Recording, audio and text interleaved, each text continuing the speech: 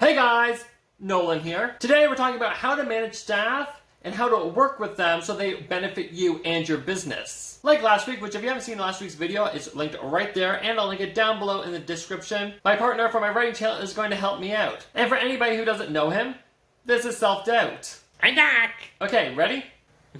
Raise your hand if you've ever been to a barn where it feels like the staff is a revolving door. Raise your hand if you've ever felt the manager staff is not dependable. Raise your hand if you've ever come to a writing center where the staff is unhappy. Honestly, I could ask questions like this until the cows come home, and the answer is always going to be the same. And how to fix it is simple. Management, management, management, management. In a previous video, we spoke about how to manage the needy boarders, which if you haven't seen that video, the link is right there and down below in the description. And today's video is going to kind of go hand in hand with it, because we're going to go into how you're going to manage your staff to benefit your business. Before I go into that, however, I'd like to quickly point something out. What I'm about to say isn't going to be for everybody.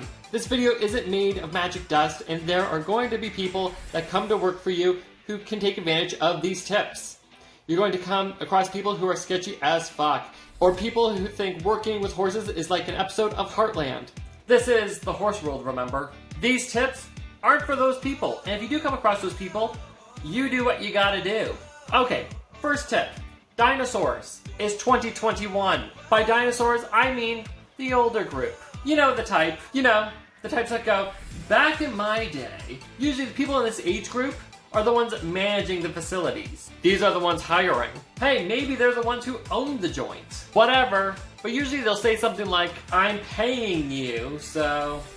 If you are a manager or a barn owner with this mentality, I know, especially this age group is going to hate me to say it, but you gotta change a bit. Get up with the times. It's not the old days anymore, dear. And giving somebody a job to work at your barn is no longer a great fountain of resources like you thought it was. I mean, honestly, think about it. We're in the freezing cold in the winter. We're in the scorching heat in the summer. We're not getting paid anything special. Minimum wage, maybe $1 more if we're lucky. Barn owners and managers, think of it this way. Why is it so special to work for you when I can work at McDonald's, get heating and air conditioning, and benefits? Number 2, you gotta lead by example. The best people I have seen as managers are the ones who are doing their fair share of the work. Managers who stand around and bark orders to the staff, that never goes well. Very rarely in the horse industry are the workers given the best resources, given the best amount of time, given preparation. It's just expected. I'm paying you, so... That's exactly the mentality. But the funny thing is, if the managers got in the trenches with their workers, things would kind of change, because then they'd have to deal with the work too. Managers shouldn't be thinking they're the boss. They should be thinking instead that they're a part of a team and working towards an end goal. If you can do stalls, great, but maybe you can't because you're running a riding school or dealing with the vet or whatever. But bellowing from your apartment balcony? Sorry, Rapunzel, ain't no prince got time for that. Number 3, managers, you need to manage. I honestly shouldn't have to say this, but you'd be surprised with how many managers can't do their job. They push all the responsibilities onto the workers and sit back and watch the day go by.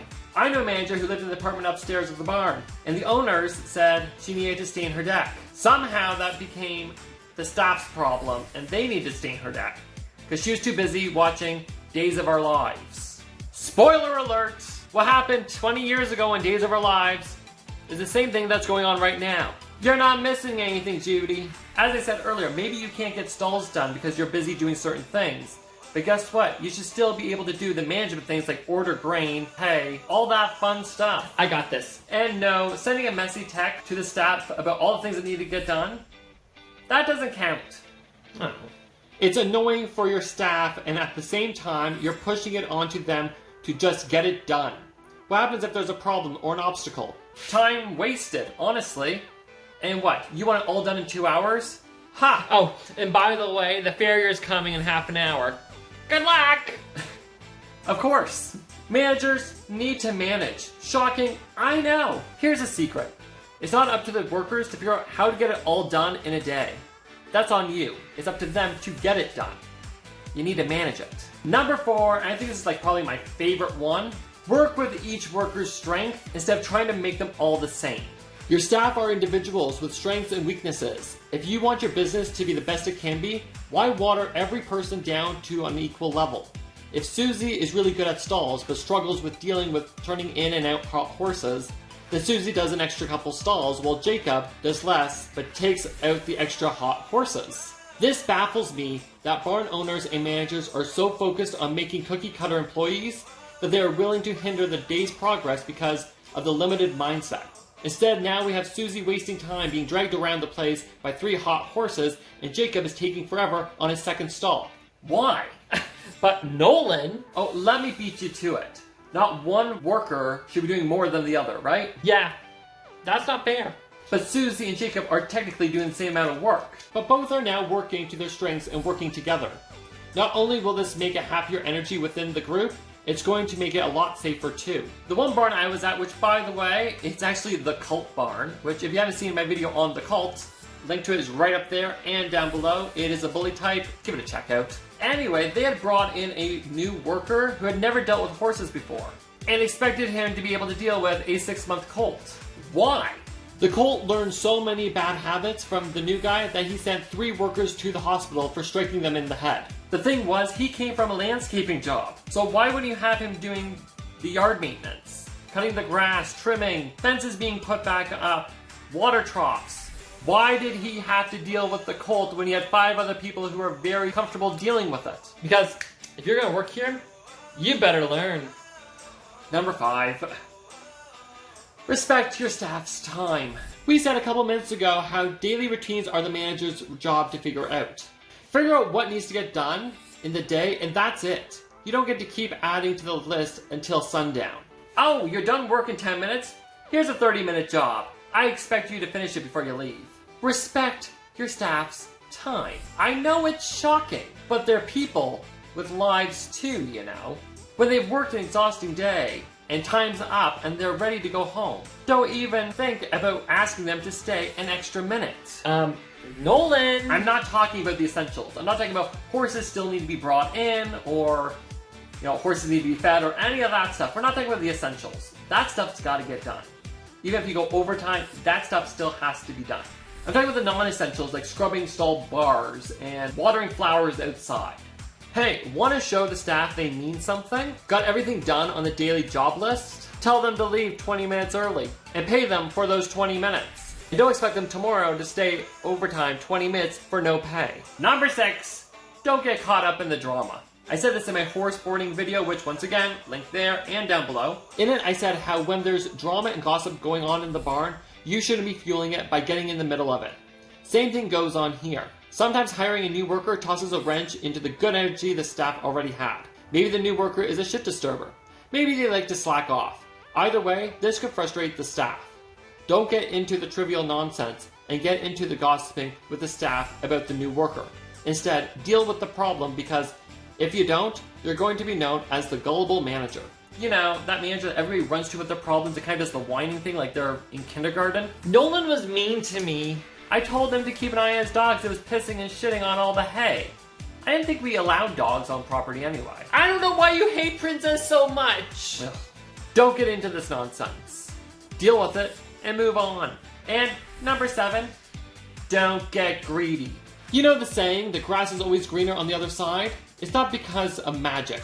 It's because of the people on the other side taking care of their grass. If you have a group of, say, 3 people and they are a great team, make sure any decision you make doesn't hinder their work. Yeah, I already know what the dinosaurs are going to say.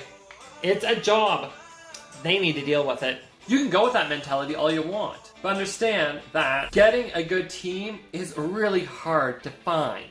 If you have people who work well together, get the job done, and do it well, all while being dependable, listen and listen well. Don't do something that's going to screw that up. But Nolan, this new resume I got is amazing! Yeah, right. It is. This girl has 30 years experience, has ridden with the best trainers in the world, and she's a coach. Uh-huh. She's amazing. But unfortunately, she can only work Monday, Wednesday, and Fridays. So we're going to change everyone's schedule to accommodate her, okay? Are you kidding me? Yeah, I'm going to have to cut some hours too, but Who cares, right? Because she's just so amazing. Did you know this is the true story? I called her the one-hit wonder. After screwing around with the staff schedule, pissing off 2 people who quit on the spot and turned the energy into chaos, the one-hit wonder lasted a day and never showed up again. Oh, and that fountain of knowledge? She didn't even know how to put a halter on. And that's 7 things, but let me say one last thing. Running a barn is hard. Not only do you have to deal with boarders and horses, you have to deal with the people taking care of the boarders and their horses. But everything can be much simpler if you have a level head on your shoulders. Understand that your staff are people who deserve respect and understanding. Treat them well, and they will give you the same in return. However, come in with the dinosaur mentality, that's what starts the snowball effect. Sticking with the I pay you, so do as I say mentality is a quick way to make your business become a revolving door. Staff comes in, they feel taken advantage of, and they leave. Rinse and repeat. I mean, nothing's better than on your day off getting a phone call from the boarders asking why the horses haven't been fed or turned out. The staff didn't show up? I only treated them like crap yesterday. Why wouldn't they let me know they weren't coming in today? I know a manager like that, and every couple of weeks, the staff get pissed off and don't show up for the weekend. And she's down there until 4 p.m. doing stalls all by herself. And that power she thought she had because she's paying them, that didn't go very far. Especially when she realized how difficult it is to find weekend help. I can't find anyone else to replace them. They don't want to work here. Oh, it's fine. We'll deal with it. They only pull this stunt every couple of weeks anyway. And who has the power here? And now it's on to you. What are your thoughts on today's video? What can managers and barn owners do to keep the staff happy, to keep the business running well? Let me know down below. And while you're at it, if you like this video, don't forget to give it a thumbs up, as I've said before, and I'll say it again. It's a little thing, but it really does go a long way.